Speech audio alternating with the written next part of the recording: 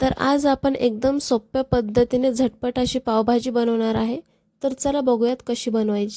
त्यासाठी इथे मी वाटाणे घेतले आणि रात्रभर त्याला भिजू घातलं होतं आणि ह्याच्यात आपल्याला पाणी टाकून आणि थोडंसं मीठ टाकून शिट्ट्या घ्यायच्या आहेत 2 ते 3. तुमच्याकडे जर फ्रेश वाटाणे असतील तर तुम्ही तेच टाका डायरेक्टली. त्यानंतर इथे मी अर्धा किलो बटाटा, 1 ते 2 गाजर आणि अर्धा आपला फ्लावर जो आहे तो छान कापून निसून घेतलेला आहे. यांना आता आपल्याला सगळ्यांना कुकरमध्ये टाकून घ्यायचं आहे. तुम्ही तुमचं पावभाजीचं प्रमाण कमी जास्त सुद्धा करू शकतात. तर इथं मी आता गाजर, फ्लावर आणि आपले बटाटे जे आहेत ते सर्व याच्यात टाकून घेत आहे. सर्व गोष्टी ज्या आहेत त्या थोड्याशा बारीकच कापून टाका, ज्याने आपल्याला हे नंतर मॅश करायला सोपं जाईल.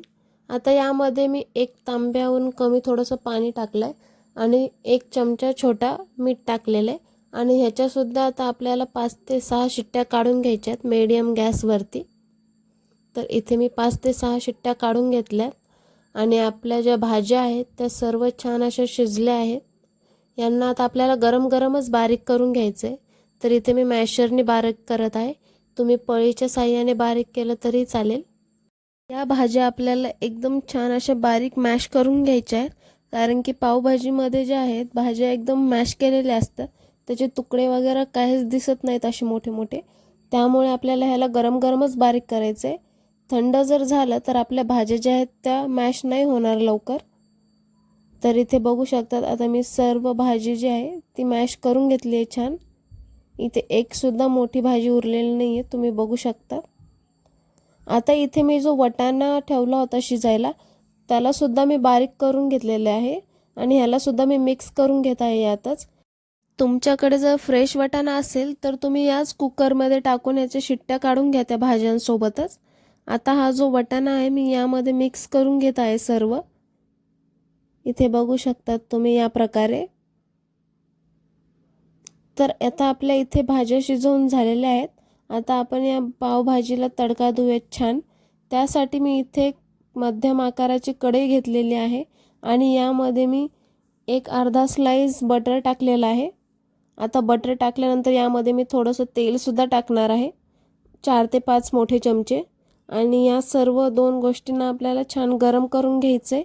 तर इथे आपलं बटर आणि तेल गरम झालेलं आहे. यामध्ये आता मी थोडेसे जिरे टाकत आहे. तर पावभाजीमध्ये मोहरी नका टाकू आणि मोहरी टाकत पण नसतात.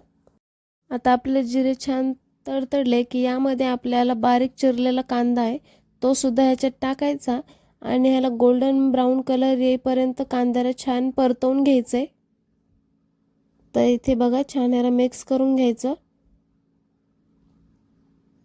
आता इथे याला थोडंसं शिजलेला आहे आपला कांदा आणि यामध्ये आता मी अद्रक आणि लसणाची पेस्ट टाकत आहे. तर इथे बघू शकता.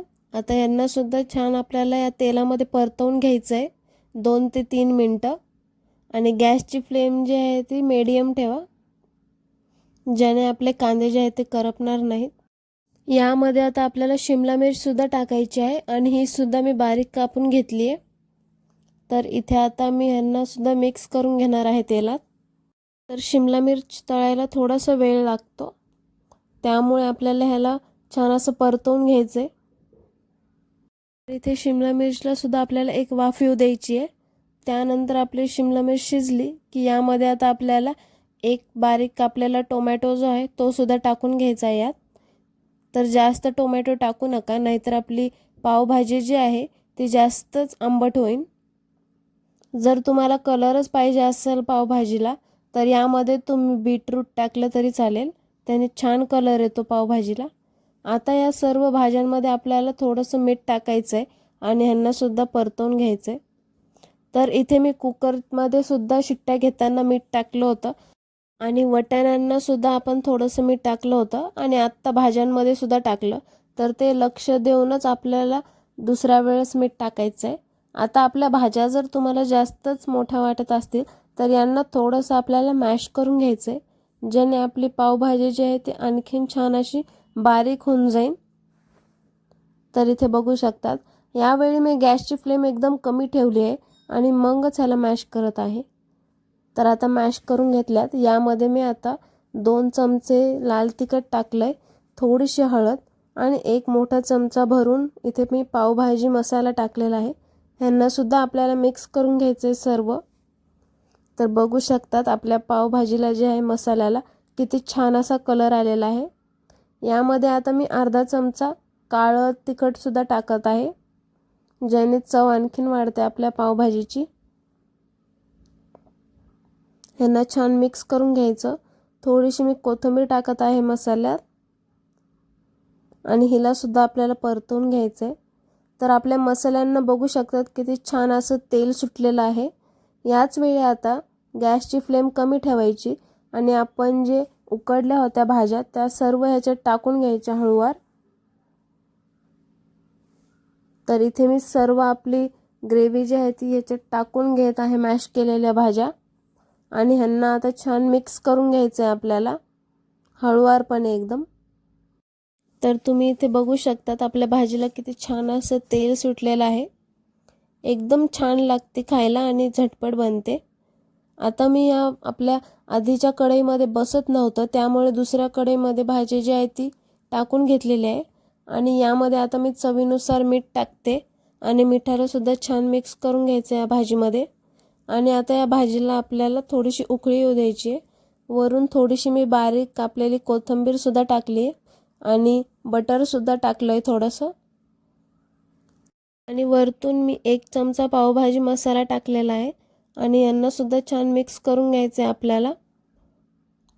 तर इथे बघू शकतात किती छान अशी आपली पावभाजी तयार झाली आहे.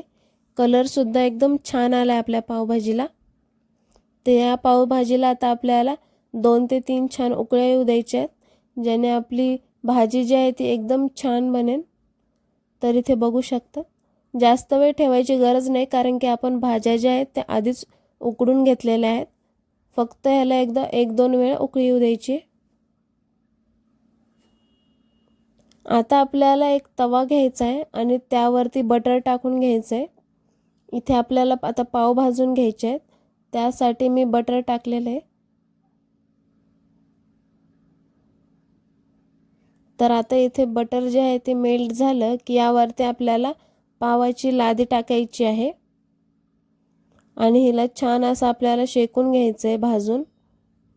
तुम्ही यावरती पावभाजी टाकली थोडीशी आणि त्याला बटर लावलं तर खूप छान असं लागतं ते सुद्धा. मी इथं फक्त बटरमध्ये पाव जे आहेत ते भाजून घेत आहे. तर आता एका साईडने भाजून घेतलेत, तर आपल्याला दुसऱ्या साईडने पलटवायचं आणि तिथून सुद्धा भाजून घ्यायचं.